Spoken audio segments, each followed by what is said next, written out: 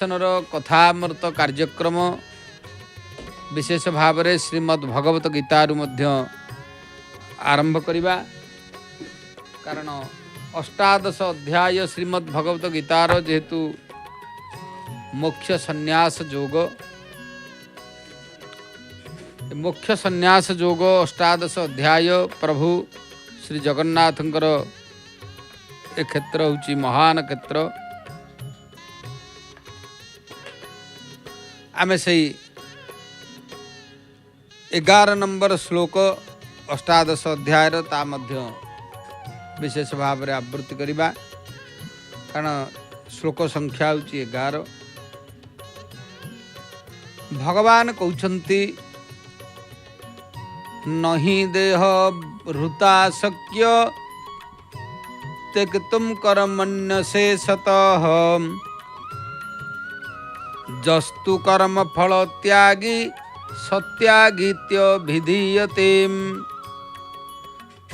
त्यागी क्या कह जाए यही कथा भगवान अर्जुन को कहते मोक्ष संन्यास योगरे। कौन ना नहीं देह भृता शक्यम त्यक्तुम कर्म न्यशेषतम जस्तु कर्म फल त्यागी सत्यागी विधीयते। कारण शरीरधारी कौनसी भी मनुष्य संपूर्ण रूपे सकल कर्म त्याग करदेवा को सक्षम नुहे। कारण जेहेतु आमर शरीरटी अच्छी आमे कहबा जे सब छाड़दबा आ सब त्याग कर रही समस्ते कहे अरे ये संसार होची विषया ये संसार सब छाड़ी देकरी बर्तमान होचंती त्याग कर दियो। संभव कथा कि सब कहवाटा बहुत सहज किंतु पालन करवाटा एते सहज केबे नुहंती। तेणु जेहेतु आमे शरीरधारी मनुष्य आमर बापा अछंती माँ अछंती भाई अछंती बंधु अछंती स्त्री अछंती पिला अछंती बंधु अछंती बांधव अछंती आमे सब तक छाड़देवा कि एकाड़े केमी छाड़देवा। तेणु समस्ते कहते जे संसार किसी ना सब छाड़देले गला कि पचारुची किंतु किसी छाड़ी हुए ना तार भितर रही पड़े।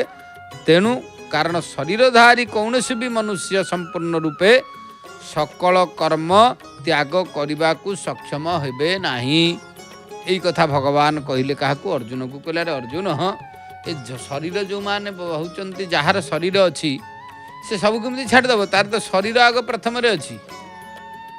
शरीर जेहेतु अच्छी तार दुख आसो सुख आसो सी तार देह भल आसो मंद आसो सब प्रकार को सी भितर अतिवाहित करिवो। तेणु नहि देह भृता शक्यम त्यक्तुम कर्मण्य शेषतः जस्तु कर्म फल त्यागी सत्यागीत्य विधीयते।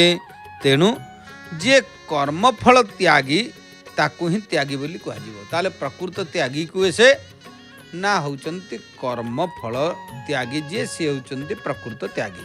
कर्म फल त्यागी माने आमर वास्तव कर्म आमे करी चलिबा।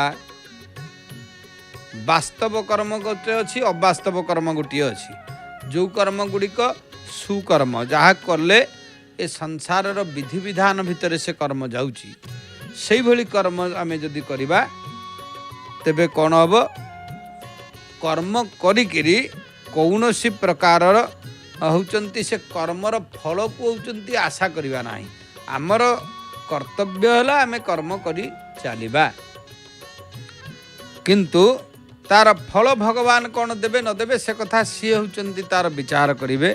सही मनीष को वास्तव रे त्यागी मनुष्य बोली कहा जाए। ये कथाटी होचंती अर्जुन को भगवान श्रीकृष्ण श्रीमद् भगवत गीता रे धर्म क्षेत्र कुरुक्षेत्र रे यही कथाटी कहते मोक्ष संन्यास योगरे नहि देह भृता शक्यम त्यक्तुम कर्मण्य शेषतः जस्तु कर्म फल त्यागी सत्यागीत्य विधीयते। तेणु प्रकृत रे जो माने कर्म फल को त्याग करी कर्म करती से माने होचंती प्रकृत त्यागी। यही कथा कह जाइछि। तेबे जाऊ दर्शक बंधु आमे आज ए कथा ए श्रीमद् भगवत गीतार ये कथा को ये होचंती सांग करिबा। एतत् व्यतीत भगवान श्री जगन्नाथ महाप्रभुंकर